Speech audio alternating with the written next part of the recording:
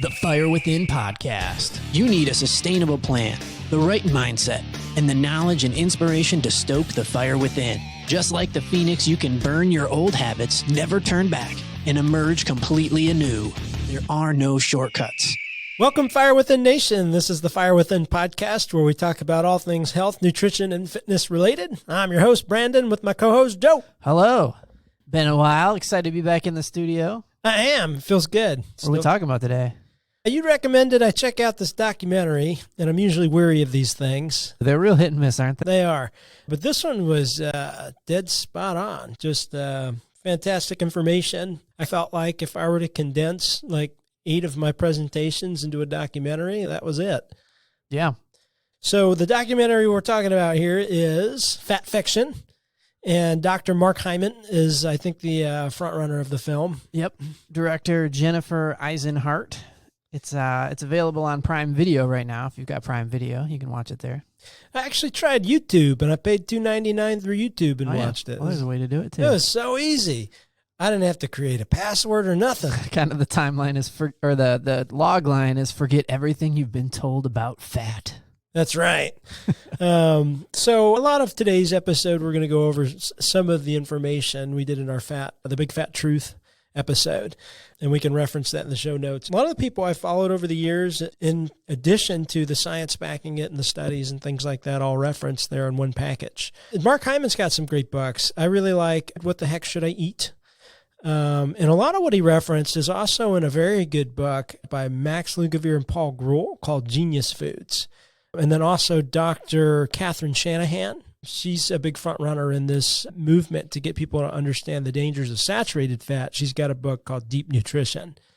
And then if you go to the back of all these books and stuff, you could see all the references in the studies and things like that. Some of those were brought up in the film, as well as a little bit more background information on a scientist named Ansel Keys. Yeah, and we talked about him before. And I thought that made such an interesting jump-off point for a documentary, because it has the thing that you want a documentary to have, which is, what if everything you knew about this was wrong? And it really goes into the history of the U.S. dietary guidelines and questions the decades of the dietary advice that they had given, and talked a little bit about why, like the political side of it, the human side of it, and how that kind of stuff came about. And we hit on that in a past episode, but it made for a good documentary. Interesting. Yeah, it was solid. So one of the opening statements they make in the film is, instead of the food pyramid, it should be the food tombstone. And some of the supporting evidence is because once they made those recommendations with 11 servings, think about that, 11 servings of breads and carbohydrates and grains. And I remember some of the footage, they actually had actual footage of the dietary experts in front of some kind of panel, maybe it was Congress or something, and they were talking and their recommendations, and they had some of the things that they had said, and there was a point in the documentary, it was like, they were all just a little enraged, like we were saying, like, how in the heck did you, like, that's the opposite of what anybody, we were like, probably shouldn't eat a lot of that, and then it's, you should eat all that. Yeah, because pre-50s, it was common knowledge that carbs and all these things add weight to your stomach and things like that, and then they went, no, it's saturated fats. Like, what the heck? So let's unpack some of that. First, some of the opening statistics, and I know statistics can be used in different ways, but I think these are pretty cut and dry. Obesity has doubled in children over the past 20 years.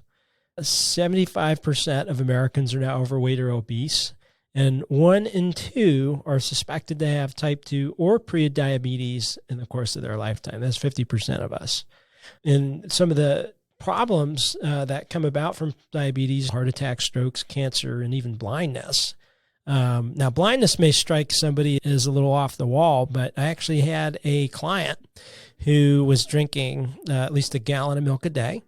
He was 13 years old, only 13. He was over 200 pounds, and he'd actually had cataracts and started losing vision at age 13, and he was also type 2 diabetic.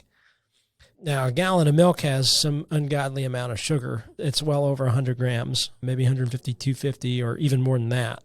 And we know that sugar attacks healthy proteins in cells and could lead to that.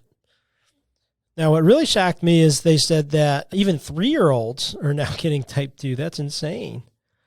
3-year-old children with type 2 diabetes due to dietary intake. Wow, that's crazy. They're still recommending saturated fat as the primary concern, but 75% of the recommended plate of food is carbohydrate. I don't think is working, Joe. Yeah. I'm excited when documentaries give hope. This is what we're doing to change it. And there was a little bit of that kind of towards the end. But it seems we do this show. I've heard guests that you've had on and documentaries like this. And there seems to be little or no traction to doing anything about it. It seems like the experts disagree that it's the right thing to do. And they talked a little bit about the American Heart Association.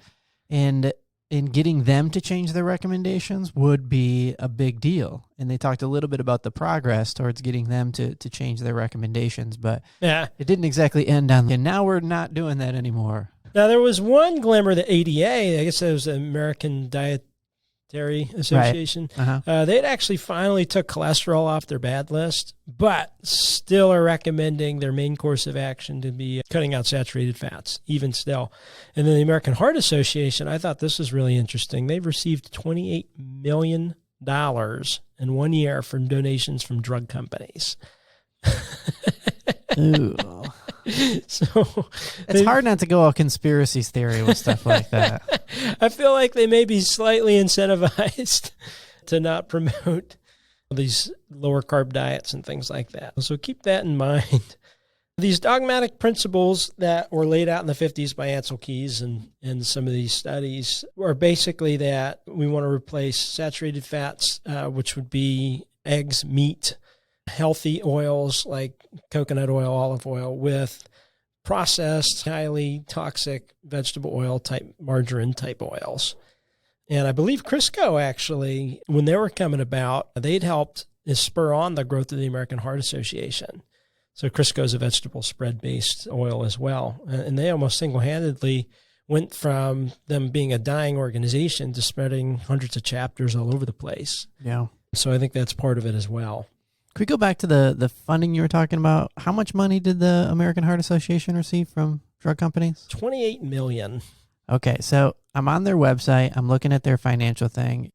It's a little higher than what the movie said, but maybe that's This is a different year. Yeah. I think this is 2018. So this is a little higher here, but then they have it broken down. They've got about $33 million coming from pharmaceutical, biotech, medical device, and health insurance companies. Then another $146 million, which is much more, from other corporate support. And then they have to list it, what the other corporate support on their website. So here's the other corporate support. Ready? 3M, Abbott, the biggest drug corporations, Bayer Healthcare, Pfizer, and there's just dozens of drug companies. And so really they said it's about 28, but that, and you add another 100 million just to be conservative. So now it's at 180.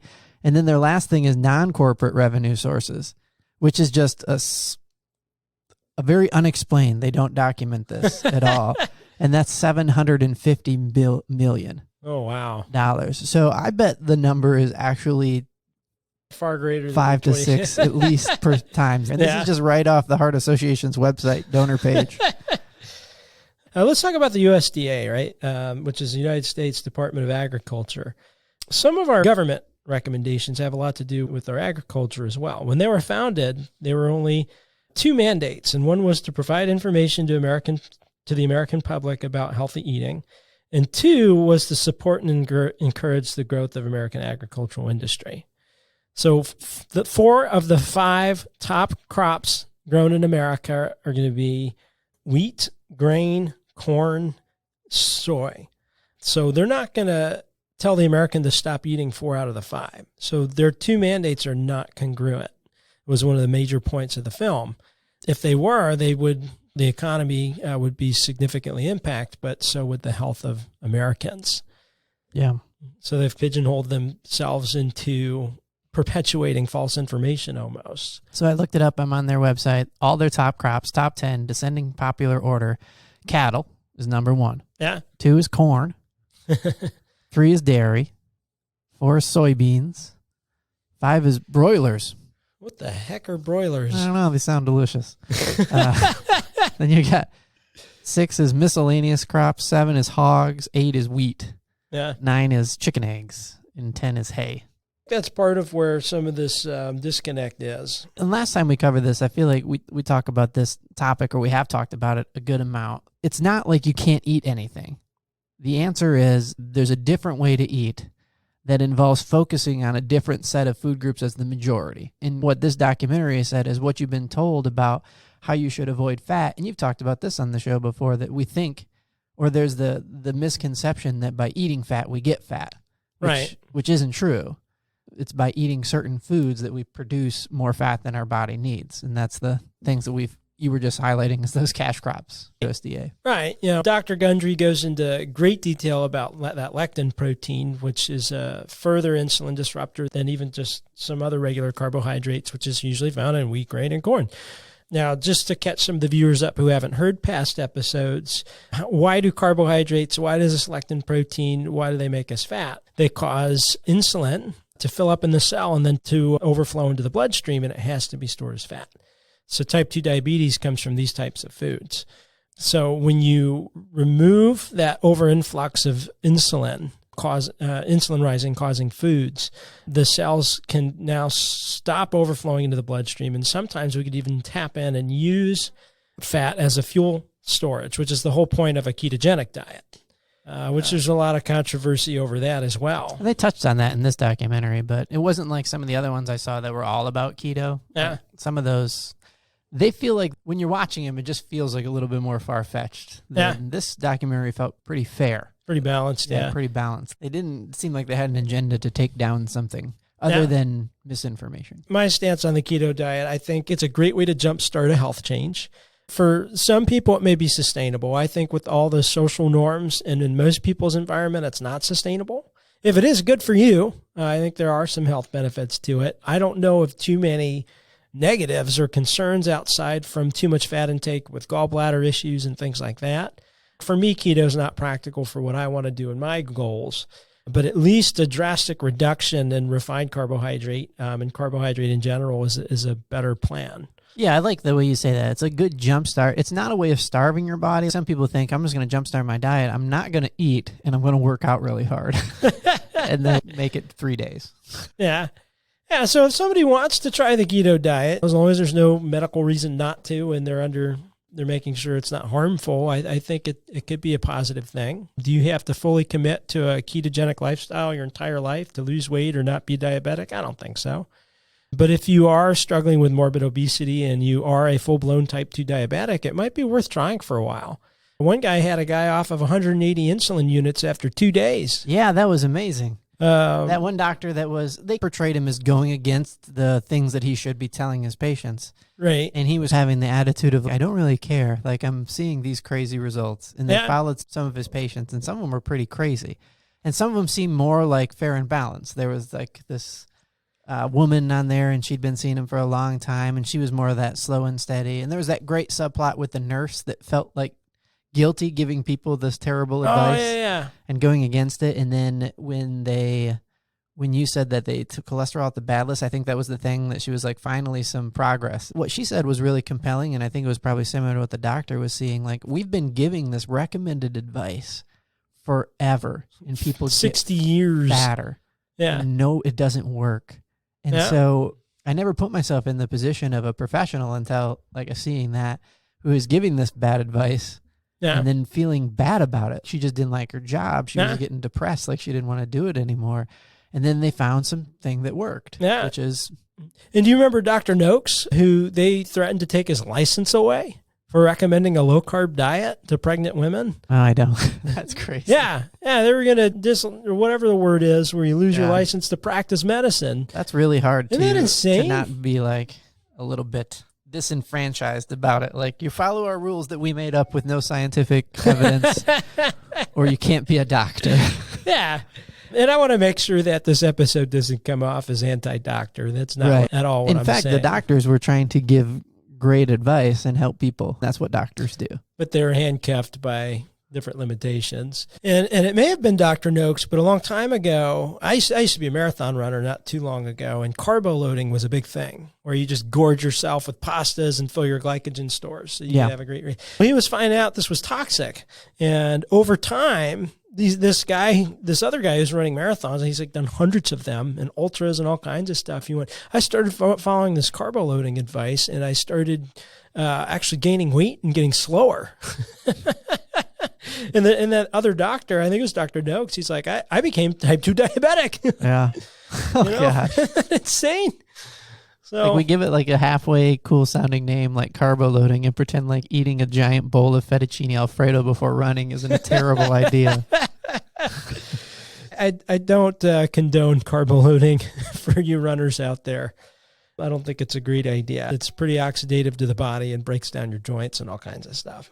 You did a great job of taking a bunch of information, like you were saying, and boiling it down into a bite-sized chunk. Because there's so much to this. There's so much science. There's so much background. And if you're not a doctor and you haven't went to school for this and you haven't spent tons of hours studying, it gives you that overwhelming feeling of this is too much. I don't know what to do, so I'm just going to not think about it. I'm just going to eat whatever tastes good. But to boil it down, don't eat a ton of carbs. Carbs can play a healthy role. We just want to be better, select them carefully. Wheat, grain, corn, soy, dairy are not good sources, but certainly some fruits, vegetables, potatoes, things like that are better options. And having more protein and healthy fats in your diet is a great idea as well. And it's going to differ per person what foods that is, what their body responds to. One other point that I really appreciated in the film was that creating a one pattern plan for an entire country was a huge mistake. Right. We were all vastly different with vastly different circumstances. And what works specifically for one person may not work at all for another. Yeah. So I don't think everybody should immediately go keto. Carb reduction, probably a good idea, but no carb for most people, maybe not the best plan right now. I still have a hard time understanding or just changing my mindset because the fat on the top is still like on the old food pyramid. Yeah. Or the food tombstone, as the movie might call it. We were always told that you want to basically eliminate that, but it actually plays a good role in your body to get healthy fat. Yeah, it absolutely does. And there is zero evidence. It has never been proven that saturated fat is correlated to heart disease. 10 times out of 10, the quickest way to heart disease is going to be insulin issues with high sugar, high carbohydrate foods. So we were talking, you said we were going to talk a little bit about Ansel Keys. Can we talk a little bit about that? He was the guy that kind of started that understanding or that movement that saturated fat was the bad guy. Yeah, he had this hypothesis. And this was like when? Like the 1950s? 1950s? Okay. There's an interesting segment about Eisenhower, President Eisenhower, who he had this heart attack and was out of office for 10 days. And that's what started this phenomenon of people trying to get to the bottom of heart disease. They thought it was smoking for a while because there was also a huge jump in smoking back then. And then Ansel Keys had this hypothesis that it was saturated fat. And one of the most debated pieces of evidence was this line plot of 6 different countries. And he showed that the more fats ingested by those countries, the higher the rate of heart disease. And the reason it's so controversial is there were actually 22 countries he studied, and he only picked the information from 6 or 7 of those countries. And he left out things like Germany and France, who had much higher saturated fat intake than the U.S. and only half the heart attack rate. So that's where a lot of controversy and anger over his research comes from, is he cherry-picked the data. And even more damning, decades later, they discovered there was another piece of research done using mental hospital patients, which not ethical today, but back then, because it was controlled what they were eating all the time. They actually proved that increases in the non-saturated fat types of oils like margarine, in addition to the increase of wheat grain breads and sugars, actually created a higher mortality rate. And they chose to disclude that, and that's science fraud. Because it was contrary to what their initial hypothesis was, they never published that research. Really big deal. There was also a storyline about another doctor who was publishing some stuff that went against what Ansel Keys was saying, right? Yeah, in England. His name was John Yudkin. something like that. Sounds about right.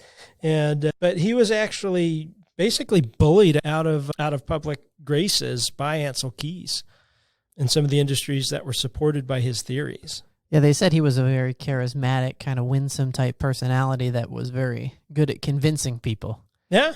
Yeah. His life was pretty much destroyed by Keys after he came out with that information. There's some other stuff mentioned right around that time in the movie too about how certain industries, one here I see in your notes, the sugar industry was paid $50,000 to publish 2 articles stating that saturated fat, not sugar, caused heart disease. I'm sorry. So they paid a big amount of money to the company that standard to benefit from the statement being true to do a study. And I air quoted that. You can't see that because we're a podcast. Yeah. To do a study that would say, hey, they're the bad guy, not us. Unbelievable. So that perpetuated this dogma that 60 years later, people are still confused about. And I think the reason that we're still confused about it, if we're just boil it all the way back, is that a lot of people stand to continue to make a lot of money if this continues to be misunderstood. Yep. And it's not like new companies wouldn't rise up to fill the void in the market. We could change the way we eat and other foods would become popular and we'd be fine as a country. Yeah. But there are certain crops, there are certain drug companies that are going to continue to make a ton of money if things don't change. Yeah, especially the drug companies. Now, which aren't listed as drug companies on the ADA on the health website there. Yeah. They're Now, one of the what stood out to me from that entire film was that it was always meant to believe that if you have type 2 diabetes, it's chronic, it's irreversible, and it's just progressive. But that is absolutely not the truth. It's only the truth if you continue following the guidelines set by the ADA, AHA, and things like that. But I've personally had many clients reverse it without medical intervention, or if they were on insulin, they've reduced units or got off completely with their doctor's supervision. We have our disclaimer in our show, but it's just amazing. The views and opinions expressed on this show are not meant to be used as medical advice. Consult your doctor before implementing any health or exercise changes. The Fire Within encourages you to do your own research and aims to spark interest and motivation to a healthier lifestyle. Now, here's a great analogy. If you had a baseball team that had lost every single game for 60 solid years, do you think you'd change something? The coach, the lineup, something, right? We've been following this advice for 60 years and have increased our obesity rate, heart disease rate, and mortality rate year after year. And they're still standing by reduced saturated fat in the diet. It just doesn't make a lot of sense. Because they can't say, sorry, we were wrong for the last 60 years, because they'll lose all credibility. So we're talking about some of the people, like I go back to that woman or the guy that he got off his insulin in an absurdly short amount of time. Could you just break down what their new diet looks like? Because I think a lot of people might be like, a lot of people's rejection of ideas like this are, I'm not going to eat cardboard and crap that doesn't taste good. Yeah, so if they're following that ketogenic approach, it's going to be lots of meats, healthy fats, avocados and oils and nuts and things like that. So their breakfast, and keto typically includes dairy. I don't like dairy for various reasons, but if including it for somebody helps them reverse type 2 diabetes and lose 120 pounds, I'm for it. I have my optimal ideas of what nutrition is. I think it would be tough to follow my recommendations in addition to keto recommendations. I think it'd be pretty tough. But if you're following a keto diet and you're not worried about lectin proteins and A1 casein and some of the things I have concerns about, you would have, a couple eggs with some cheese, salsa, avocados, bacon as a breakfast. And you're a delicious omelet. Yeah. And you are not hungry on the keto diet. You're almost never hungry. I have a very good friend and former client that's lost 50, 60 pounds. He doesn't know when to eat. He's like, I'm not hungry. He can miss 2 meals and it doesn't even bother him. And he's great. He's got energy. He looks awesome. That has a lot to do with when you eat a food that's rich in a healthy fat, you are satiated. In other words, you don't have that hunger thing like when you eat. The big joke is always Chinese food, right? You're hungry an hour later. Exactly. And it's just a bunch of things that don't fill you up. And an incredible analogy I really appreciated from the documentary was that it's like kindling. So high carbohydrate foods and sugars, they burn really bright and fast and quick, but then they burn out. So I used to make fires all the time when I was a Boy Scout. Loved it. I get the toilet paper to burn or the pine straw to burn, no problem with my little spark kit. But I couldn't get the sticks and the logs and things to light. So fat is going to be like those logs. It doesn't burn as quick. It takes longer to get going, but it's going to burn all night for hours and hours instead of 2 minutes. Pine straw goes up in seconds. So carbohydrates are the pine straw. Fat is the logs. It's going to give you sustainable energy. And ketogenic diet is called that because when we start burning fats for energies, we get something called ketones. And they give us that long, sustainable energy. So that could be a breakfast. They may have cabbage soups. There may be some vegetables, you won't see rice or grains or potatoes or beans or anything like that. That's going to be higher carbohydrate for a keto diet. So they're going to leave those out. But so maybe for lunch, it'll have like deli meat with avocado-based mayonnaise or something. And do roll-ups, lots of tuna, lots of almond butters, peanut butters, things like that.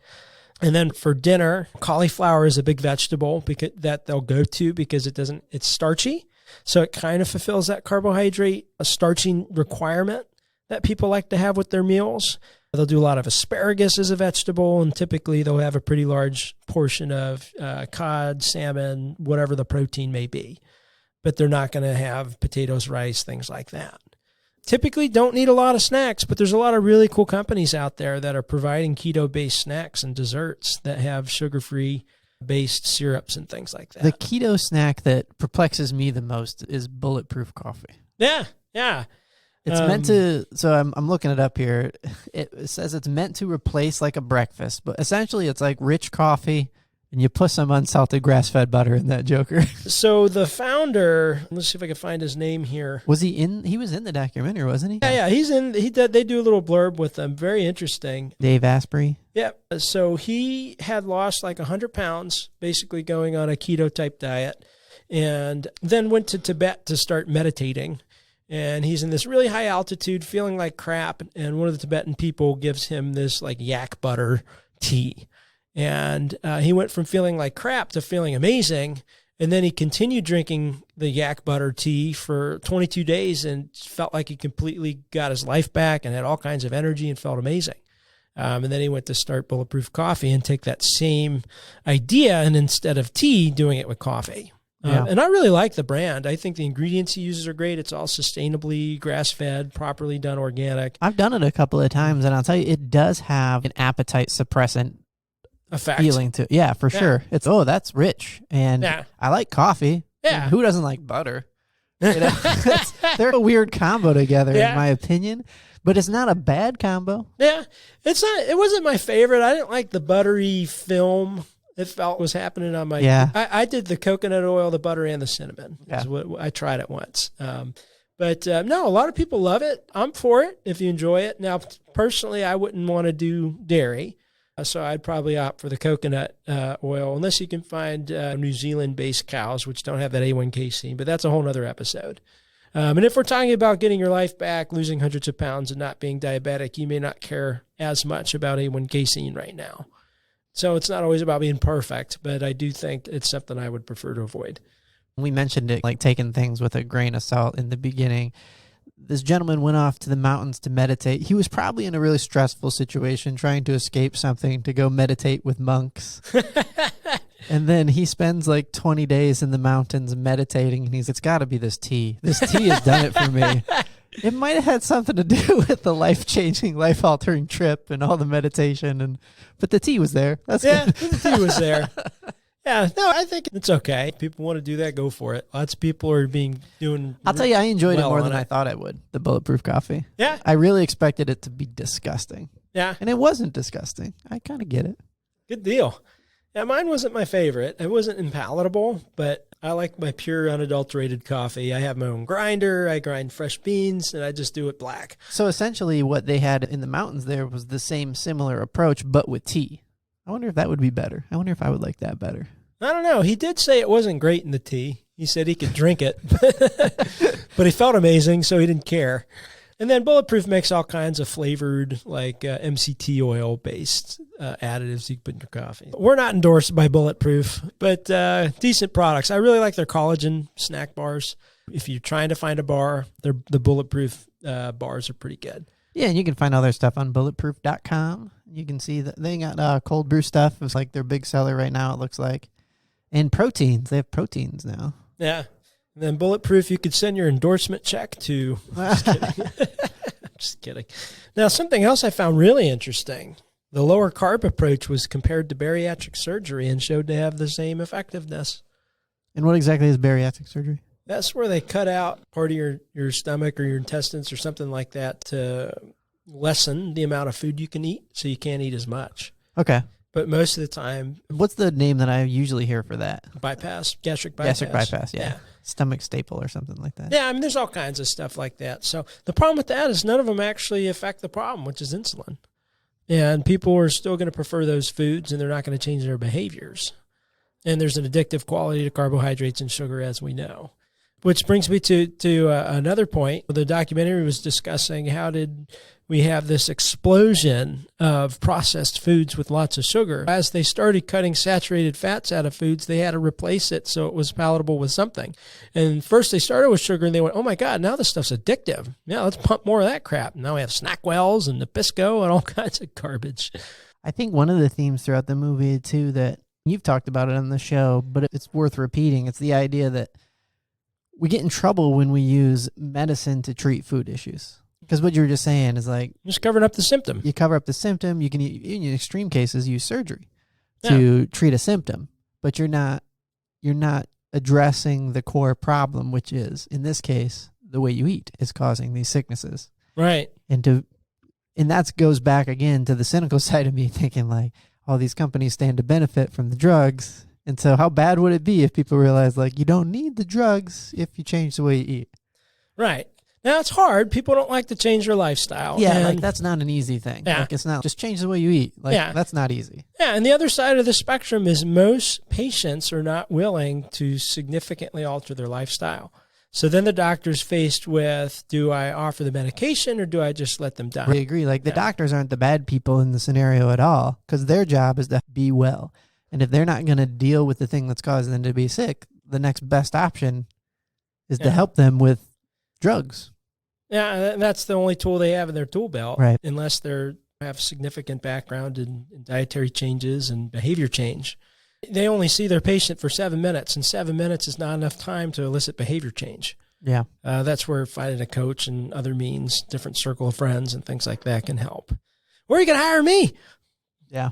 They also talked, and we mentioned this on the show before, about how many people are failing the qualification for the Army because of obesity. Oh, yeah.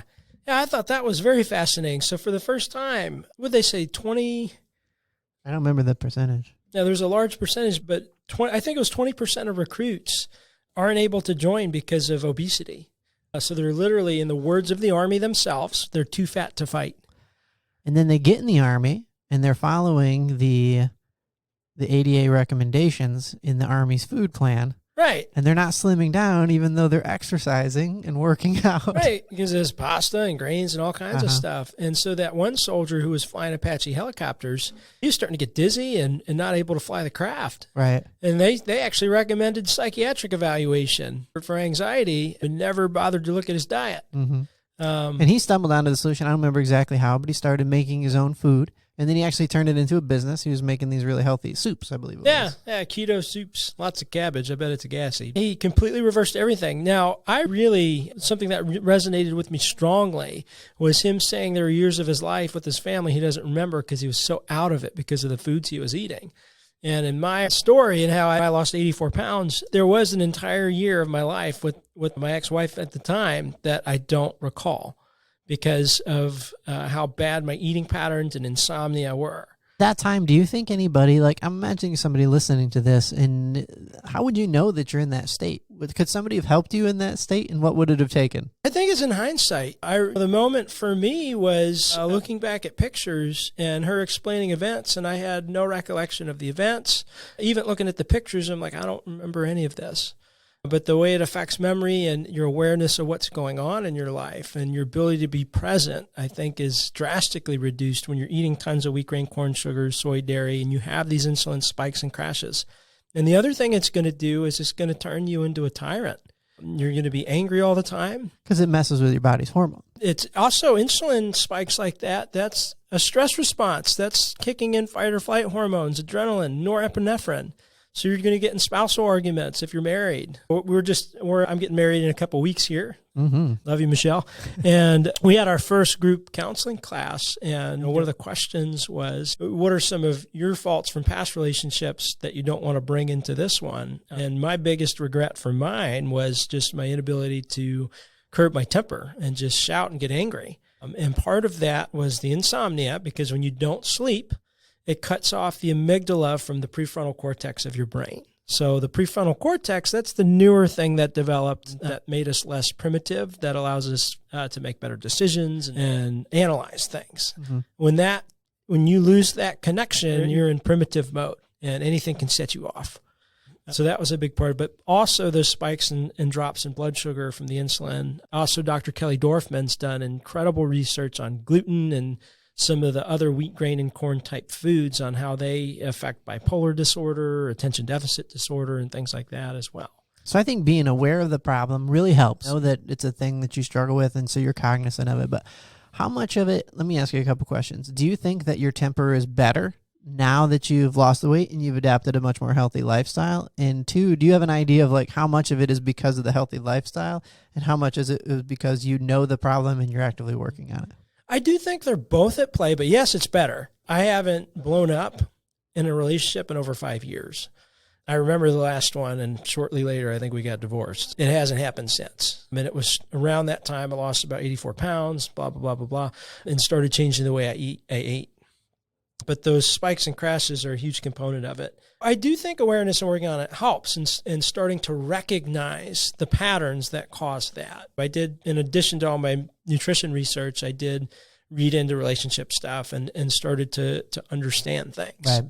Right. Being able to notice a pattern is fantastic for any kind of struggle that we have, whether it be temper or fill in the blank or whatever your thing is, because it helps you realize in that moment when you're doing the dumb thing that you shouldn't be doing it, you take a breath and you're like, all right, am I in the pattern? And should I just give it a break? Yeah, and when I do cheat more, and Michelle can attest to this, she does notice a difference in my nature. That pendulum swings pretty quickly back in the opposite direction. So if we have a big Mexican meal or something and we're having the corn tortillas and the cheese and all the things, and then I have a beer or two, so now I got wheat grain, a lot of that wheat influence, my behavior starts to see that change, even within just a meal or two of getting off track. If you're sitting there thinking, and you're being cynical and thinking, how in the world can food play a big role in your personality? Isn't your personality just your personality? I would challenge you to think, it's another way of saying, how in the world can stuff I put into my body affect my mood? Well, if you're taking mood medication, then you obviously believe that what you put into your body affects your mood. Right. It's information telling your body what to do, what hormones to create, and what amounts, what increases and decreases. It's literally instructions. It's an instruction manual sent to your body for all the cells. What are they going to do? And it's very much like medicine in that sense. Yeah, absolutely. Absolutely.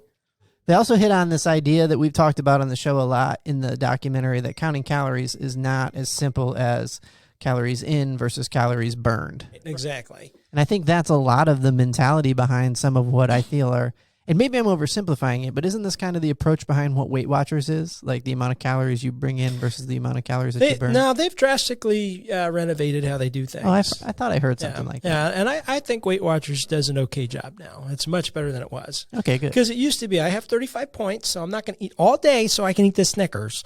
But they've corrected that. And I do think that support system, I'm fine with Weight Watchers as long as other principles are being evaluated. But no, remember the key to weight gain is that spike in insulin. So remember, fat has no spike in insulin. It's virtually undetectable. So if you eat 1,000 calories of avocado versus 1,000 calories of cereal, you're going to see dramatically different results in how it's going to impact fat gain. And so the movie is called Fat Fiction. It's busting all these myths. Another myth that it hit on was this idea that exercise more, eat less. They hit on the fact that that's not a good approach. Right. Which I think most people today probably would still agree. That's what you should do. Right. Now, if you're not exercising at all, then yeah, you should probably exercise.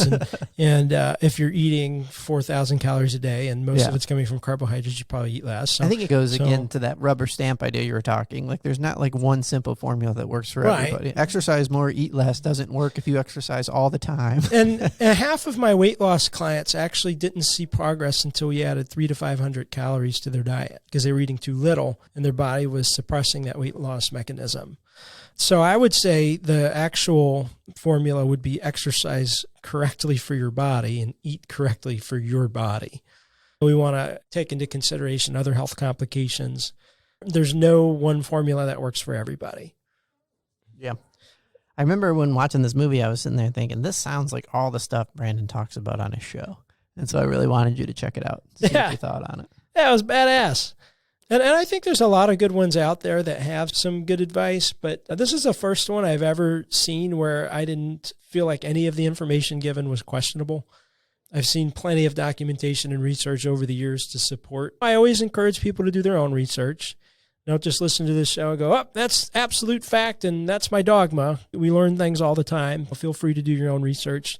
Be sure to I almost hesitate to say this, but talk to your doctor before making any changes. There's a lot of good doctors out there.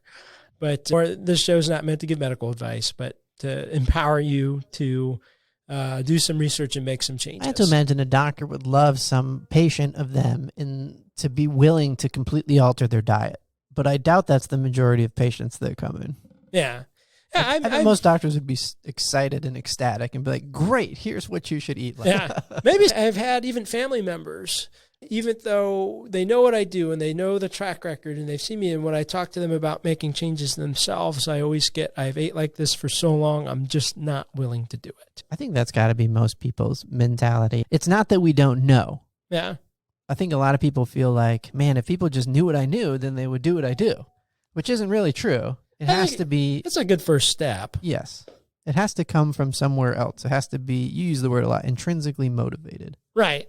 Yeah. And it's hard to overcome that hold and addiction of sugars and carbohydrates. Remember, it's more addictive than crack cocaine in laboratory studies with mice, at least. So I don't know. I'd be interested to... No, I don't think it would be ethical to test that on humans, so we'll never know. And a great place to start, and you mentioned this before, is make a better decision. Yeah. Like, don't worry about changing absolutely everything at once. Make a better decision the next time you have a decision to make. Right. Yeah, absolutely. Now, there's another plan I hear a lot about that I'm actually a huge fan of. It's very close to how I would recommend eating, called Whole30.